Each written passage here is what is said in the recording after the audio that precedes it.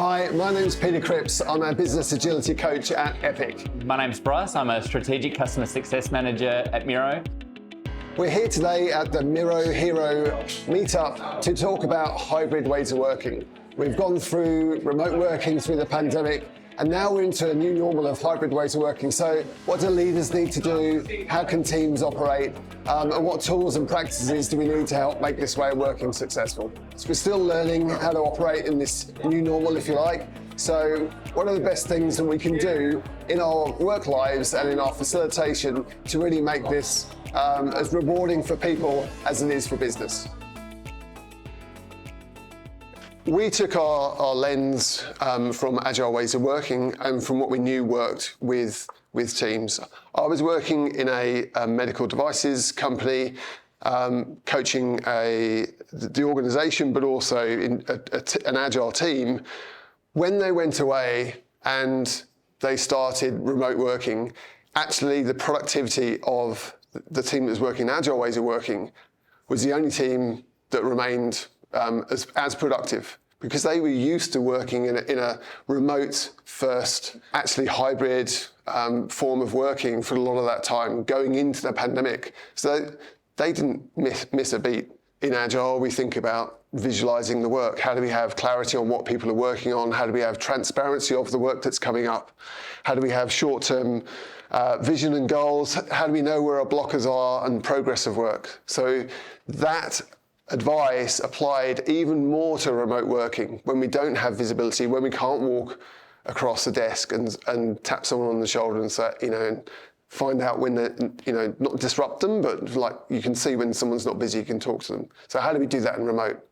Most of our clients and most of the people that went in and have recovered and got through the pandemic and remote working really well paid a lot of attention to wellness of their people, really taking care of them as individuals. Yes, there's a nasty virus going around, but what does isolation mean for people? Isolation in homes or close proximity to their loved ones for long periods of time when they're maybe not used to that close proximity all the time. It's probably all right if you're newlywed, but if you're a few years into your relationship, maybe it's a bit of a strain. So what do we learn from remote working that might be useful going into hybrid working? So if you think in the early stages of the remote working, we were finding our way.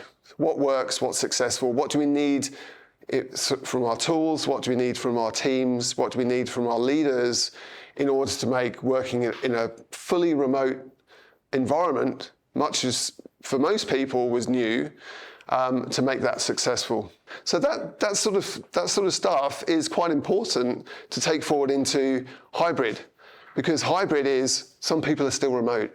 So let's not just throw away and go, we need to learn everything from scratch. One of the good things we learned of how to work in remote that we can take through to hybrid. The other thing that became really apparent was meeting overload. So everyone booked in periods of time in their Outlook calendar, if they're in Outlook or whatever calendar, right? And you block in hours or half hours of time, and then suddenly each 8-hour day was pretty much blocked out for the next week, 2 weeks, forever, right? And so meetings became the norm of how teams collaborate. There's no longer a team space or casual contact. So what we're finding is poor technology is actually hindering in a lot of cases. We're not exactly set up for remote hybrid working. I know Telstra were working on it 10 years ago, but maybe we've not made the right investments. Some places that have it, and the technology works really well, it's a good feeling, right? And but a lot of places, they're not connected. There's two agendas. There's the agenda for the people up there, and there's the agenda for the people in the room, which is maybe their agenda is social interaction, but the other agenda is actually getting the work done. There's visual barriers. So particularly if you joined in the pandemic, you don't quite know what the blurry image of someone is that is this big on your screen and who's talking and what their name is. That's a real barrier to connection. So if we think about teams that work really effectively together, they connect with each other, they understand, they have rapport.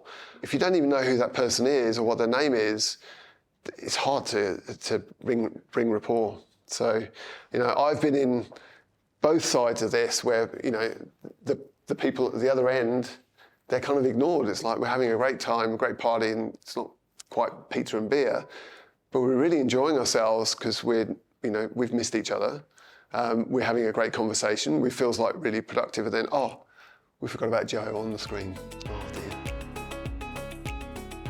I've really got sort of 4 rules when it comes to using Miro to making your meeting a success. So first of all is making it accessible from any device. So, everyone's got a mobile phone on them, everyone's got a tablet device, everyone's got a laptop. Making sure that when you're putting together your workshop, your retrospective, your meeting, that you're sharing out those links so people can join from the device that they choose. We're in this really cool world now where everyone's got either an iPhone, if maybe they're unlucky they've got an Android. No, Androids are good. They might be using a Windows device, a MacBook, whatever they've got. Miro works great on that device. So again, it's really letting them know that next time someone says, can you just share your screen, send them the link. Let them join in the experience with you. Let them participate with you. Don't let them get away with sitting there with their camera off, their microphone muted, watching the screen share, making sure they're in the board there with you. Sometimes if the tech isn't quite as amazing as it could be, then everyone has their own laptop, maybe use the central microphone, but then everyone gets a close-up of the face they're actually talking to and their name. Act like you're working from home, so potentially in that room, also noise-cancelling headphones, central mic. There's various options of tech you can do there. And another option is to project your Miro board. So if you're all working off the digital artifact, then project it in the room if you can. So there's some options there, and there's some things you might want to explore or play with. Pay attention to voice. Voice is really important, or equal share of voice. So if you're the facilitator, and we definitely recommend having a facilitator, make sure there's equal voice. Pay attention, have your antenna up as to who's speaking when, if people get the chance. Do that through any mechanism or tech tools you can, like the hands up or some sort of signal, or just going right every 5 minutes. I'm going to check that the people on remotely are engaged. Again, if you're using a single room and people are this big, say, hi, my name's Peter. Don't say, hi, my name's Peter. It's like Peter speaking or something like that. Introduce yourselves.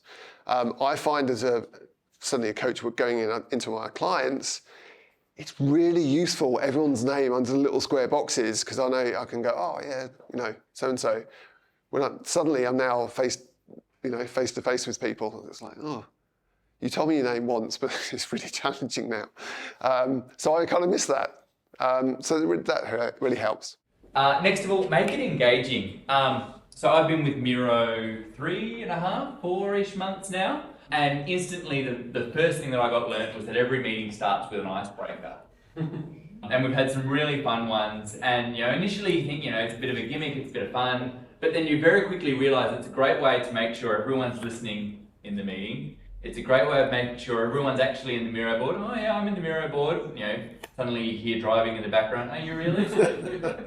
No. Making sure that you're actually participating, and it does a huge amount to break that ice, making sure that everyone's, if nothing else, seeing their cursor on the screen moving around, they're alive, they're part of the meeting, they're listening. So as a facilitator, as a meeting owner, you're making sure that, that burden's on you to make sure that your meeting's engaging, your meeting's exciting. If they're dropping off, jump into the Miroverse. Everyone's tried the Miroverse, the templates? Yeah, a couple of nods, a couple of thumbs up. If you haven't, come chat to me afterwards. Boy, do I have some cool stuff to show you. But make it engaging. Start with that icebreaker. It's 5 minutes, and it changes the complete tone of every meeting you jump into. The second thing was like maintaining motivation. How do we maintain motivation when we're isolated at home? How do we maintain motivation when I'm at home and the rest of the team look like they're having pizza and beer? Maintaining awareness, 360 awareness of where I am in relation to the team. What's my awareness of the work? What's my awareness of the system around me, so that I can best make my best effort and contribution to the team. Context switching is a massive thing. I was working with a client. Show me all your work in the portfolio of all your teams. What have you got going on? what projects do you have? And they had projects going on for started 2 years ago. There's the project lead, was actually a project lead across 9 different projects, team members across 5 different things, and that was on top of their sort of BAU job. And I was like, we know from studies that if you focus on 5 different things, you lose 75% of your productivity. So you're throwing 3/4 of your day down the loo before you've even started working, right? So it's really important to minimize your work in progress and your context switching. Integrating it into your video conferencing tool. Have we got some Zoom users? No? Yeah, one. Oh, Ellen, yeah. Great, we use Zoom. Some WebEx guys? No? Some Google Meet? Oh, yeah. Oh, I love Google Meet. Yes, represent. And of course, the last one that everyone's going to put their hands up for, because they love it, Microsoft Teams. Oh.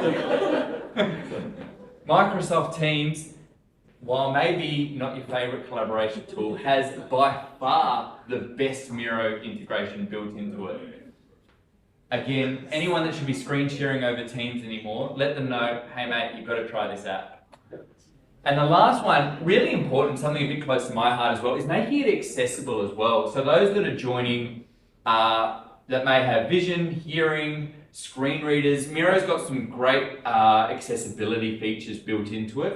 There's some great ways to make sure, again, when you're building your board, have you set the contrast to the right colors? Have you made sure that the frames and the tiles are organized in a way so that if someone's using a screen reader, they can actually jump in there and actually participate in your meeting as well. Again, it's one thing to make sure that we've got equity from devices, we've got to make sure we have equity from accessibility as well. Building rules, so have a social contract. So you should have had a social contract and talked about how you're going to behave, how you're going to hold each other to account in remote working. If you didn't, start one in hybrid working. So what is the norms for this team? How do we ensure we've got equal voice? How do we ensure that people are heard and feel connected to the team? What rules and accountability are we going to put in place for making our team being effective in the way we come together?